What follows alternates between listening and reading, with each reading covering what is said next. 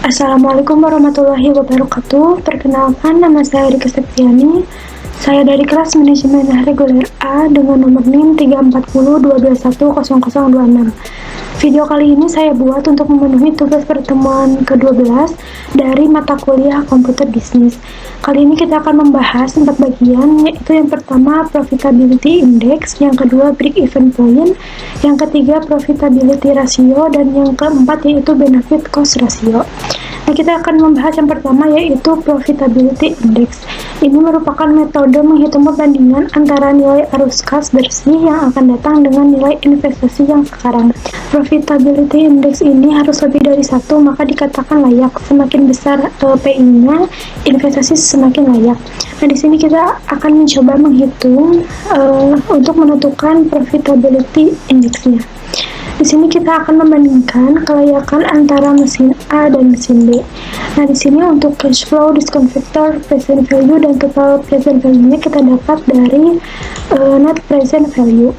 Jadi di sini kita akan menghitung profitability-nya saja dengan cara sama dengan total present value dibagi dengan initial investment. Setelah itu untuk mesin B sama dengan total present value dibagi dengan initial investment. Nah, di sini bisa dilihat bahwa kedua antara mesin A dan mesin B ini sama-sama nilainya lebih dari 1, maka sama-sama layak. Tetapi untuk jumlahnya ini lebih besar di mesin A. Nah, yang kedua ini ada break even point. Analisis BEP ini merupakan sarana untuk menganalisis atau mengetahui pada jumlah produksi berapa total revenue sama dengan total cost. Untuk menghitung BEP ini ada 2 jenis, yaitu untuk menghitung BEP unit dan untuk menghitung BEP rupiah. Langsung saja kita masuk ke kasusnya. Jadi ada sebuah perusahaan XYZ telah memperoleh produk minuman sebanyak 20.000 pieces dengan harga jual 250 per unit dan biaya tetap sebesar 2 juta rupiah dan biaya variabelnya 2.500.000, sedangkan biaya variabel per unitnya sebesar 125. Kita akan menghitung berapa jumlah unit yang diproduksi yang menggambarkan perusahaan tidak mengalami keuntungan dan juga tidak mengalami kerugian. Jadi di sini kita sudah memasukkan jumlah produk, harga jual per unit, total biaya tetap, total biaya variabel, dan biaya variabel per unit. Di sini kita akan menghitung dulu total penjualannya, yaitu sama dengan jumlah produk dikali dengan harga jual per unit. Nah, setelah itu kita akan menghitung biaya variabel dibanding penjualan. Sama dengan C12 ini biaya variabel per unit dibagi dengan jumlah harga jual per unit. Enter. Kita akan menghitung BEP dalam unit, yaitu sama dengan C9 ini biaya tetap dibagi kurung buka C6 harga jual per unit dikurangi dengan biaya variabel per unit kurung tutup. Setelah itu kita akan menghitung BEP dalam rupiah, sama dengan biaya tetap dibagi kurung buka 1 dikurangi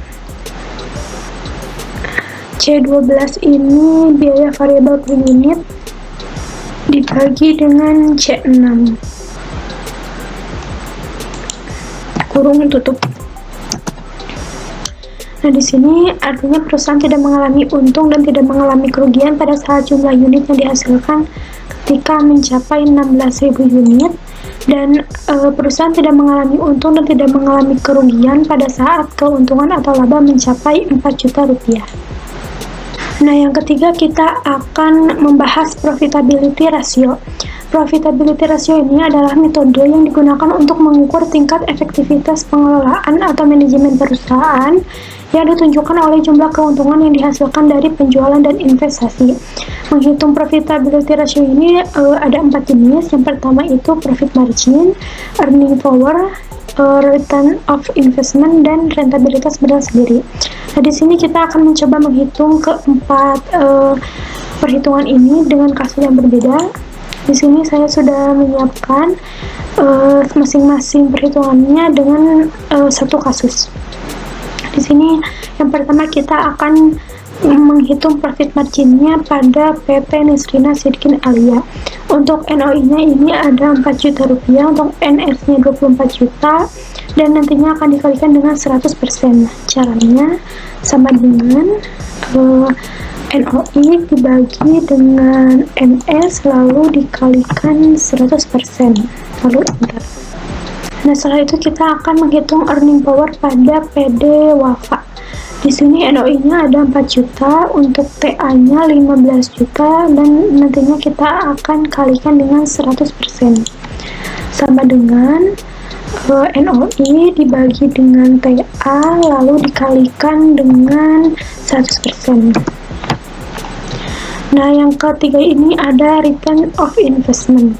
Ini sama rumusnya, sama dengan NOI dibagi dengan TI lalu dikalikan 100%.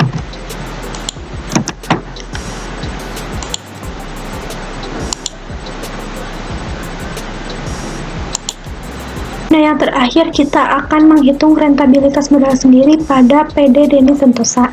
Di sini sebelum kita menentukan rentabilitas modal sendiri, kita harus menghitung dulu EAT-nya. Dengan rumus sama dengan NOP dikurangi dengan kurung tutup dulu, NOP lagi dikalikan dengan interest, lalu ditambah dengan NOP, lalu dikalikan lagi dengan pajak, lalu kurung tutup, enter. Nah, jadi untuk EAT-nya ini sebesar 8.500.000. Nah, setelah itu kita masukkan EAT ini ke sini sama dengan ini. Setelah itu kita akan menghitung rentabilitas modal sendiri sama dengan EAT dibagi dengan modal sendiri lalu dikalikan dengan 100%.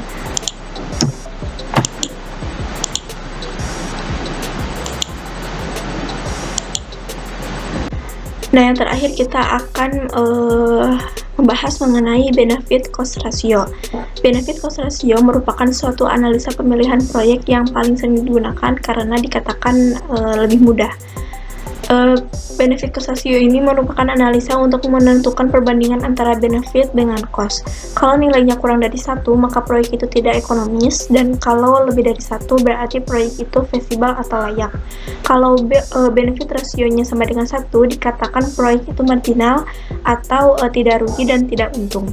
Di dalam benefit cost ratio ini ada dua perhitungan, yaitu ada benefit cost tetap dan benefit cost tidak tetap. Kita langsung saja masuk ke dalam kasusnya. Di sini yang pertama saya akan menghitung atau menganalisa benefit cost ratio tetap. Di sini ada suatu proyek pengairan mempunyai investasi awal pada tahun pertama adalah 1 miliar, ditentukan bunga bank sebesar 5%, depresiasi selama 30 tahun dengan nilai residu 10%, dan biaya operasional sebesar 20 juta. Keuntungan proyek pengairan tersebut sebesar 126 juta per tahun. Di sini kita sudah masukkan ke dalam tabelnya. Langsung saja kita akan menghitung total biayanya.